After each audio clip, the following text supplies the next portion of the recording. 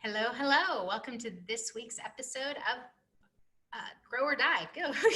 I'm already stumbling. Holy cow. My name is Laura Chestikoff, and I am from Firebird Summit.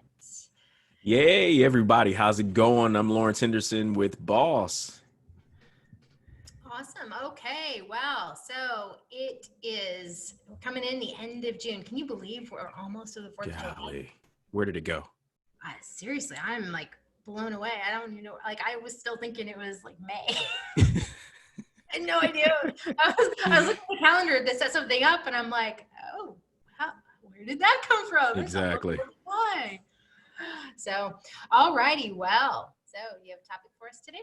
I sure do. And it's something I've been definitely deep diving on over the past several months, but it's this topic of identity, right? How are we seeing ourselves in this season as some new topics are coming up and some new things are being approached by families around the dinner table, around people in the office, right? It's just not politics anymore. It's culture, it's justice, social justice, injustice. What does it look like? And I believe if you don't know who you are, there can be some conflicts happening and realities are beginning to shift and walls of unconsciousness are being broken down and people may be a little confused. And so this concept and idea of identity. Well, that's a big one. Yeah. I would actually also say that the inverse is potentially true, right? I think that, sometimes we cling to identities. I don't think it's just a matter of knowing your identity. It's going back and reevaluating, is the identity that I'm clinging to about myself actually either A, still accurate, or B, really what I want to be, in which case I have to go back in and do that work as well. So I think identity is it's super multifaceted. I agree though. I think right now we've got this super high voltage political and social context that pours gasoline on it. I mean, to be fair, I think some of that identity question has been why, frankly, since before the 2016 election, we had people getting into fights with, family members at Thanksgiving dinner about politics, right? Because people and I think in some ways, the identity question, we use the phrase identity politics, which I don't think is wrong, but I also don't always think it's helpful, because we get so sort of bought into and attached to the idea of an identity, that identity can have definitions that we might not always be aware of, but that drive a lot of behavior, right? And sometimes that doesn't help us listen to other people, and it doesn't help us have reasonable discourse, right? We get attached to, no, I'm a progressive, and no, I'm a conservative, and like or I'm a Christian and I'm an atheist, or whatever. Like, you can pick whatever it is.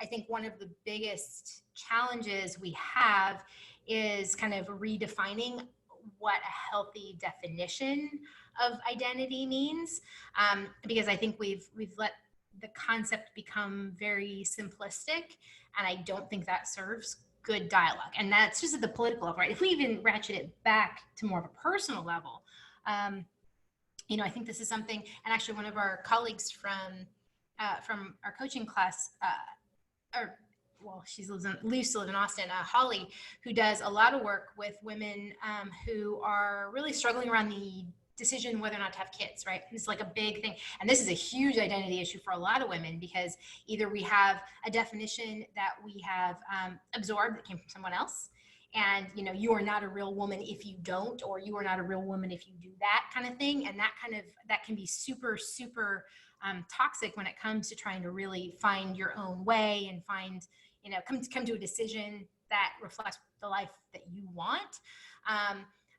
Pretty much every gay person I know who had a really kind of difficult coming out story had that problem too, right? They were living in an identity that was sort of placed on them by their family or their church or their community, and then when they had to come out, that's where we use that phrase, right? Is coming out. They had to actually push their way through what that set of handcuffs was to be able to step into an identity that meant something to them. And so I think there's a lot, like it's such a multifaceted kind of way of looking at it. I think that in some ways, it has to come back to making a distinction between what we feel and what we think. I've talked about this before because I think we get super attached to ideas and then we kind of turn them into our own personal religion, and then they become off limits and we're unwilling to have like rational discourse about them. And I think that becomes, if you turn something into a sacred cow like that, you're never going to help a conversation, right? Because as soon as two people just take an entrenched position, there's no chance to find common ground. It that eliminates curiosity. It eliminates non-judgment. And I think we use identity politics in a lot of unfortunate ways that have just kind of exacerbated that problem.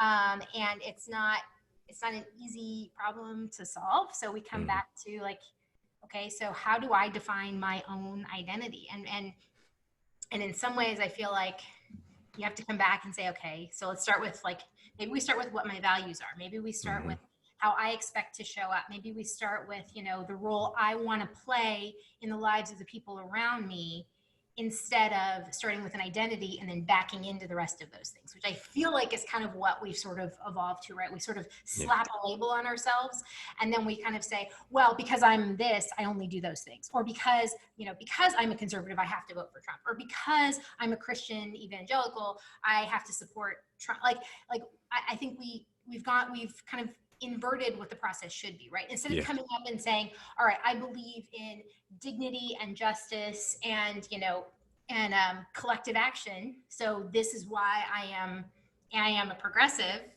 Instead we'll say, okay, well, I'm a progressive, so I can't agree with any of those things, which is problematic and often inaccurate and overly simplistic. And I think that it's a very hard thing to sort of navigate your way through, because we've just reduced it to a very distilled kind of set of concepts. And we have attached a lot of definitions to a lot of, identities, as a, you can call me a workaholic or career centric or, child, like all of those are labels that come with like these identity markers that either at one point or another, either I took on or I let somebody else kind of foist on me, and have, and then you have to kind of peel those back out. And your identity is as way more than a Christian Black male who lives in the South, right? Like that's such a tiny fraction of who Lawrence is. Like it's so like it doesn't necessarily reflect a meaningful view into you, but that's the easiest way to reduce things. And I think that's where we have to come back to, is getting out of the idea that we can simplify everything down to that level. Yeah. And I think you make a really, really good point, because the things that you said are all Googleable about me. And in our instant gratification world, I believe socially I can know you from what you post. And that's all I need to read about you. That's all I need to know about you. And I'll deal with you in that manner. And like you said, the lack of safety that is in making a choice like that is because you could really miss the opportunity to have really thoughtful conversations with somebody if you only base it off of what you see optically on social media. Understanding that we can edit every single post. We can do, like, there's all this behind the scenes stuff that we could do before we ever post anything, right? Filters, all the rest of that stuff, right? And I'm so glad I'm a married guy, because filters would have me going crazy on pictures. That's sidebar, had nothing to do with anything.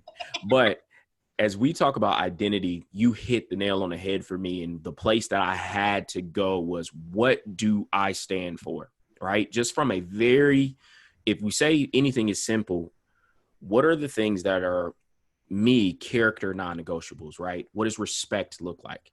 Right? What does integrity look like? What does service look like? What does excellence look like in the confines and the constructs of the way I want to see them lived out?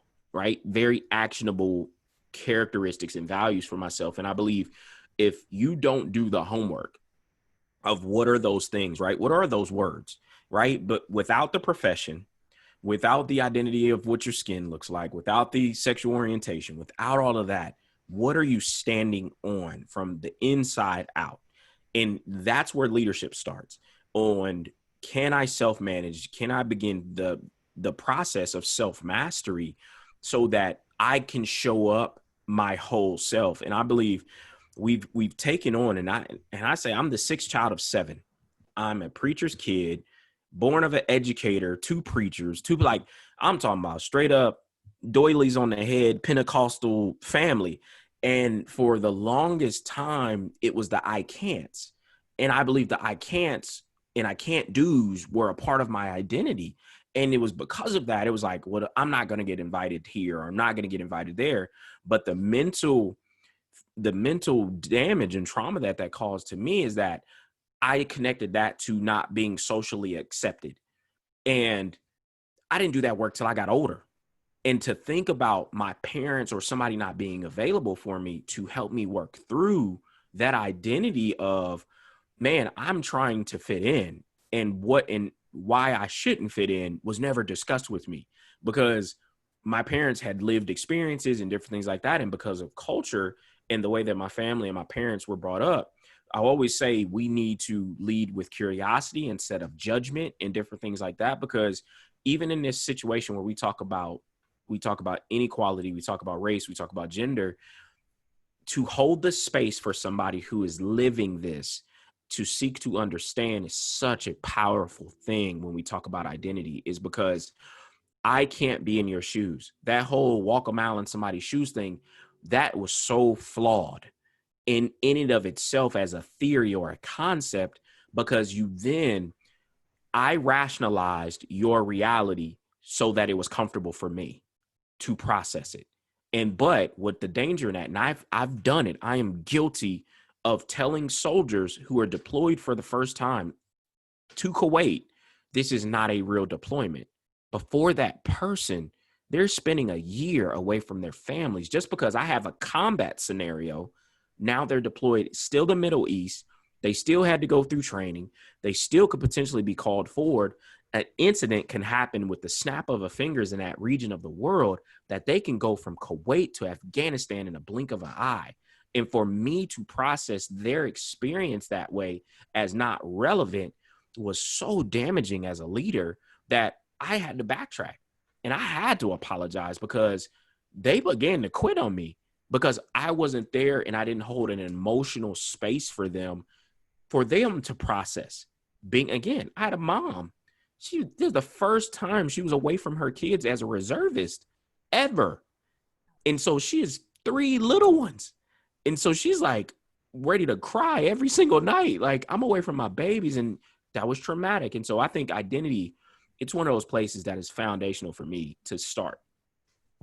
So I think it's one of those things that, again, when we start looking at and unpacking kind of where our identities sort of start off and where they kind of come from, because I think, in a lot of ways, kind of like what you said, is I think we get like a lot of different components piled on us, right? Parents do it, family does it, school does it, church does it, community does it, sports do it, like all of these things. And what school we went to, oh my God, alma maters are like enormous, like, dude, like those are massive influences for your identity, right? Like, how many people have you met who you were in the army, same thing, right? How many people do you know who have identified who they are by their alma mater, right? They'll pull out like a mascot and you're like, you're a gator. You don't look like a gator to me. But like, that becomes such a huge part of it. And I think the thing that's, and to some extent, I feel like this is kind of like the work of middle age, right? Because at some point, I feel like what happens is so many of those things just start to feel heavy, right? It just starts to feel like a burden. And you get to a point where I think you stop being willing to carry everyone else's shit. Like, you just get to a point where you're like, God, this is my life. And I look around and I think I'm halfway through it, and I'm still dealing with, my grandmother's expectations that I have kids, and I'm still dealing with, whether or not this is the career that I really want to be having, or, like, and there are all of these things. And I think in some ways, and then to be fair, I think some of that work doesn't even make as much sense until you kind of hit that middle age place, because you have to sort of sample some of those things before I don't know, this one might fit, this one might not, but you have to kind of taste test your way through some of that stuff. But then you have to hit a point where you're like, okay, now I'm ready to clean out my closets. What stuff goes? Like, there's crap in here that, somebody gave me when I was 15. There's other stuff here that I've been schlepping around with me, for the last 30 years. Like, it's time for me to look at all of these, like, sort of micro identities that I've fused into my general identity and say, okay, you know what? That's not mine. I didn't mean to pick that up. Somebody put that on my lap and I've been carrying it. It's time to put that one down. And then start saying, you know what? I am not, I'm not my job. So this is a huge one, right? I mean, Americans are notorious, and you see this when you travel. Other parts of the world, when you travel, their first question isn't, what do you do? That's such an American thing. And I don't think Americans always fully understand, if you're traveling, it'll be, oh, where are you going? Where have you been? How long are you staying? Where are you going to go next? Like, or, sort of, do you have kids? But like, they will ask anything else. Europeans, Latin Americans, Asians do not open a conversation with, so what do you do for a living? It's like, well, hey, guess what? Americans identifying as your job, probably not the most healthy choice. And especially, I think this is one of those things that especially becomes problematic for us now, right? Now that, Generation X and below, we change careers. We don't stay in the same career. We're not like, Exactly. my grandparents who did the 40 years in a gold watch kind of, scenario where that was the holy grail. And in that model, there's almost a certain logic to taking on that identity because you're committed and you're all in and you're going to be with the same company until you retire. And there's a reciprocal value that you get from the company by taking on their identity. And I think one of the things that we really struggle with now is that we don't live in a world where companies have that kind of loyalty to their employees anymore. And to be fair, most of us don't actually want to be obligated to have that degree of loyalty back anyway. So it's kind of, I'm sure there are some that do. It sounds like a prison sentence to me, but I'm sure some would like it. But at the end of the day, that's just not the reality we live in, right? We live in a world where particularly like white collar professionals change jobs every 18 to 36 months. And in that world, your job will change, your career will morph, even if every new job is just a little bit of like a degree or two off from the last one, by the time you're done, you're in a completely different place. So if you are only identifying yourself and presenting your own identity as the job you are doing, what happens when your job has to change? This is another reason why when we have layoffs, people have emotional meltdowns because they do. so wrapped up. Their identity is so wrapped up in what they do for a living to make a paycheck. And if you take that away from them, it completely collapses their entire view of who they are in the world. And there are so many things about that I think, for me, really that unpeeling process that we have to get to at some point when you start realizing that I am done carrying water for other people. I am done absorbing the definitions of what my identity should be that have been given to me by people I never would have accepted it from if I had recognized I was doing it at the moment. So now, who the hell do I want to be? And this is where I think values work is second to none. I think you have to come back to what really matters to me. Oh, you're on mute. It comes a time where I believe, and I say this to people all the time, releasing yourself to be yourself. And like, it's almost the coming out, right? When I got finished with the military, I was like, I'm done. I'm going to take this uniform off. I can give them the Goodwill. I can give them whatever. I'm going to be Lawrence. I'm Lawrence. I'm no longer Major Henderson. But it was a couple of days as a part of some entities that I was like, do you know who I am? And people were like, no, you just started. Yeah, like, we don't care either. Like, you are a HRIT professional. Like, we need this done. And I'm thinking to myself, they can't even hold my boots. They don't want to. So get over yourself, dude. And literally it was in those moments of about to spiral out of control where it was like, so who are you? And I think just sitting with that question, and like you said, most people don't know that they've made those associations to their jobs until something traumatic happens. And nowadays it's funny how the labels of you're just A, or this is just A, and but you don't know the associations that you've made. And like you said, I went through several reductions in force in just the two companies that I worked with since I've been out in almost 6 years. Like, and to watch the people who had been with those organizations for double-digit years process the reality of being a mortal. Like, they were a mortal being that was, in their eyes, for the first time, they saw as a part of the wheel. And before, they were like loyal, loyal, loyal, loyal. And now it was, hey, this is a business deal. It was like, but what about all the loyalty you made me sign up for? And it's just like, no, you should have been processing, like, where's your identity? Your identity is not your position description. Your identity is who you are outside of this place. And I used to say it, and my wife used to always make jokes about, she was like, I don't need Major Henderson. I need Lawrence, my husband. So you took the uniform off, but you stayed Major Henderson. Like, no, I need my husband who I'm married. And I think for a lot of cases, like, people like need to say their names out loud. Like, who, like Lawrence, Alora. Like, I need Alora. Like, I need Alora to show up, not the COO of a Fortune 500. Like, I don't need that person right now. I need the person of you to show up and be present with me. And I think a lot of times, because we've been conditioned, practice makes permanent, not perfect. We practice that elevator pitch so much that it just comes out without even by anybody asking. So hey, Lord, did you just say, what do I do? Oh, shoot. I am a leadership and organizational change professional. I help organizations bridge the gap between where they are and where they desire to be. Oh, I know. It's so horrible. Oh, really?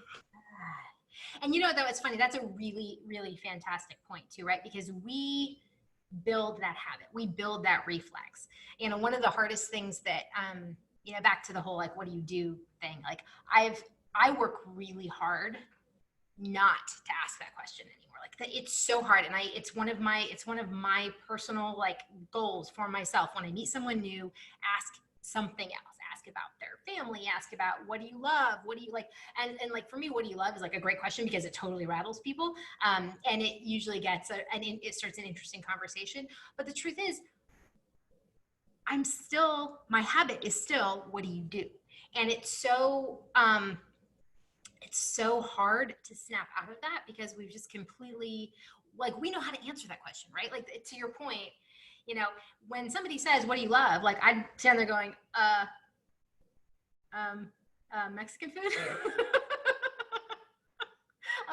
dogs and elephants. I don't like, like, that's like a legitimately hard question. So I think that's the other part too about your point about being present, is that, there's a certain degree to which asking, what do you do, and answering that question is just easy and lazy.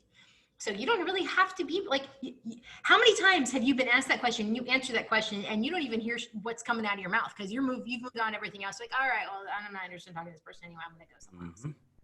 And the thing is that that's not the way to cultivate presence at all. Whereas if you, like, throw them for a monkey wrench and say, hey, what do you love? All of a sudden they snap too, because they realize you just surprised them with a question they weren't prepared to answer. And you have to listen, because, like, it turns it into a real, like, moment of presence. And it helps, I think, in some ways, kind of jump past the cardboard identity. And I think that's kind of what I feel like a lot of it has become, right? It's like the cardboard cutouts, and we just kind of hide behind them. Yeah. This is our identity. And, I'm a middle-aged, child-free white woman who likes, kids more than, or dogs more than people, and I'm a workaholic, and I am a travel junkie, and that's, and I'm a foodie. So, like, there we go. There's my cardboard cutout, and none of that really gets to anything else. But that's easy, and as long as I can just answer questions that that cardboard cutout represents, then I don't have to actually work too hard. Yeah. And so the one that I love that somebody actually did to me that I've been using ever since they did it is, if you could have anything to be successful, what's the one thing you need today? And I'm like, man, So, okay, so then I'm gonna ask you that yeah, question. You have one yeah. thing to be successful. What do you need today? I need more people to advocate for me in what I love to do. Okay. Well, that's nice and clear. I mean, Yeah. it's definitely not ambiguous. Yeah. All right. And that's what it did to me. I paused, like I was like, geez, can I get a minute? It was like right at the end of the call too. And I was like, I Oh was wait, I ready. need more time with I, that. I was ready to say bye. Like, Okay, like, it yeah, happens halfway out the door. You're like, oh, yeah. It was like, man, that's a good one. But it was like, you know what? I'm not going to be afraid anymore to ask for support. Like as a business owner, it's like the identity of hustling. And yeah, I know, right? It's such a icky thing. Like you're a business owner. Get the guess hustle what porn. business owners need? They need patrons. Yeah, the hustle porn that we That have. oh god, the grind. Oh Yeah, god. that's one of my biggest beefs about the social media entrepreneurship cult. It just makes me want to hurl. Like it's Yeah, not. Ugh, I hate it. yeah. I was like, whatever. Why? Like, when did working hard get get overdone? Like, why is that? Why is that not cool anymore to say work hard? Well, it's like the idea that sleep deprivation is a status symbol. Oh No, God, no, it's not. There's nothing sexy about that. That's not smart. It's not healthy. Healthy. It's not. at all. Stop trumpeting how little sleep you get. Like not. That's not something. Mm-mm. It's not sexy. No. Like, not a good look. It's not a good look at all. No. But yeah, that one. What do you need? What do you need? Okay, Is the one that I love. What do you need? And so again, that definitely works in a more of like a yeah, professional kind of context. yeah, What would you ask in a totally purely social kind of yeah. like a community or a church event? Like what Hmm. what what would the good one for you be in that setting? Yeah. Queen, king or queen for a day. What's the thing you would change? That's an awesome one. Yeah, that's an Yeah. awesome one. Okay. Good, Um, good. So the question is how often do you make sure that you're asking questions that get past the cardboard identity with people? Now, every single interaction, Okay. because I want to be known as that guy. Like I want to be known as that guy. And my wife, she tells jokes all the time. She was like, I know, you've heard this before. Somehow, some way, I know we're gonna get on values.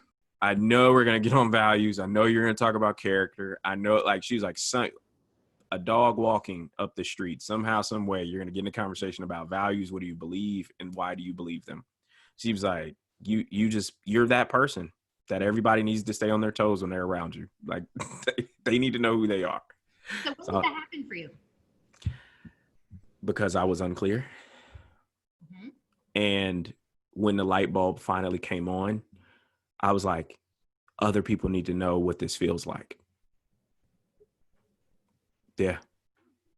And it's a part of I believe my purpose in life is to help people self-identify at all times and keep the main thing of them the main thing. And I believe it also came at a point when I was compromising and I was shelving me for the sake of doing things and being loyal to things instead of being loyal to me and my peace.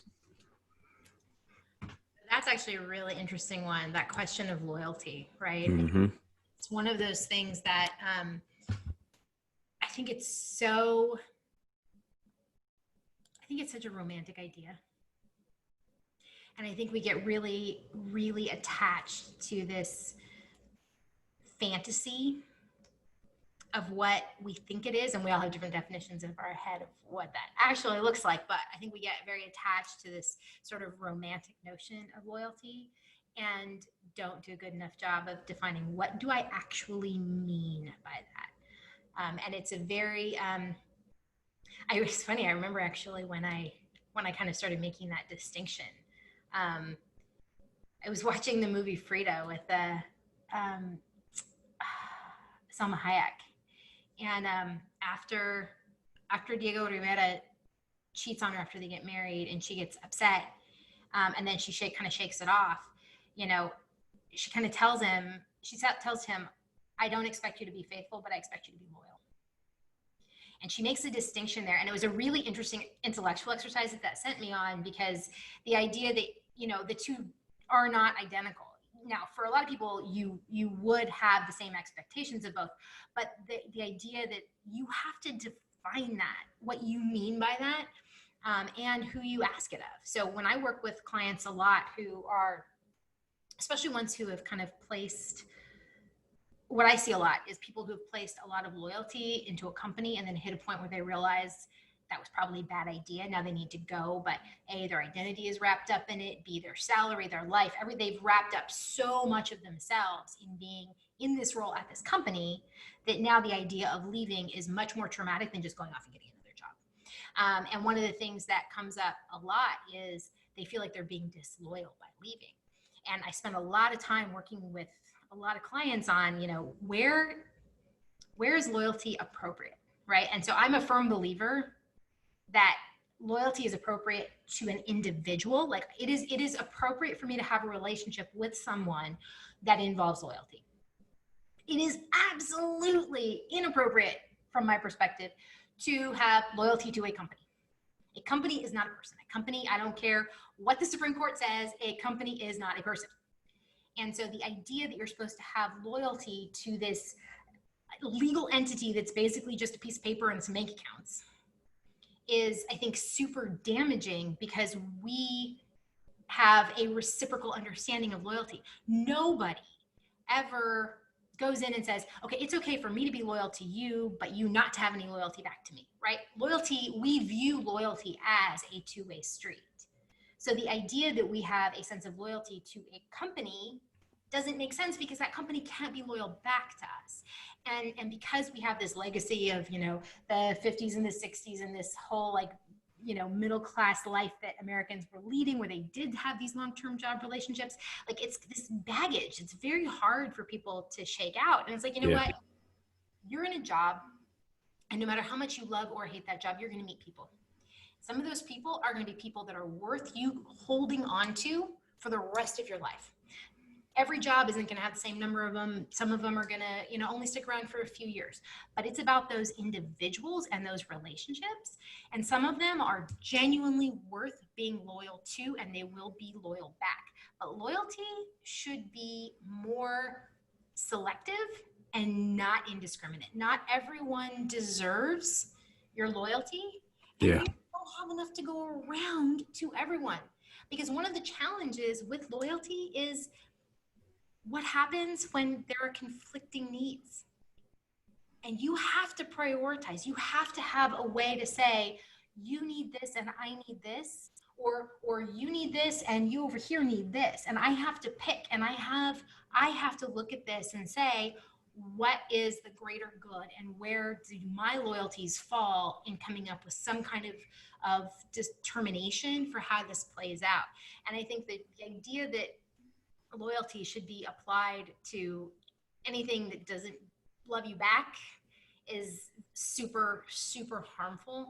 And I think it contributes to this identity problem that arises around a job, because we see ourselves as being loyal as a part of that role. And it's such an unhealthy thing. And again, back to your point, right? You get laid off, all of a sudden you've just devastated someone. You've taken their knees out from under them. Mm-hmm. And something that really should just be a business transaction. I mean, yes, it's scary from a financial perspective. It's scary. Mm-hmm. There are plenty of reasons that it's still difficult. Yeah. But the idea that it has somehow undermined the value that you place on who you are and your place in the world, that is way too much power to give something that's never going to love you back. And I think it also, to that point, right, the romantics of it, in theory, it sounds good, briefs well, but I guarantee if you ask anybody who's ever been in that scenario of a reduction in force or being terminated, ask them what hurts them the most. They're thinking about a person.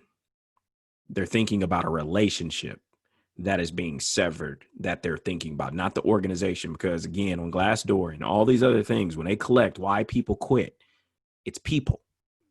They quit because of people. They don't quit organizations. They quit people. And so that's the part that's hurtful for a lot of people, because they were like, I gave this company.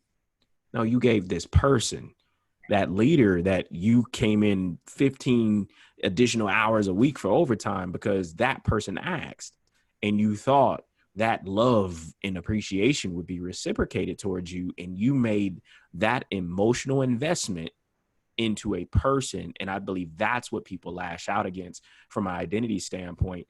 And again, something like being in the military and the thought of the military having a reduction in force when I could be voluntold to go anywhere in the world at the drop of a dime just because a conflict broke out. And to think that then at the drop of a dime, they could say, all right, you're out. You got 6 months. And there's nothing you could say back. Right. And so I think, again, it's, you think about people, you think about what you've done for something, and that investment that you've made, it's emotional. And if you're not careful, and if you don't have those check-ins with yourself, it could be damaging.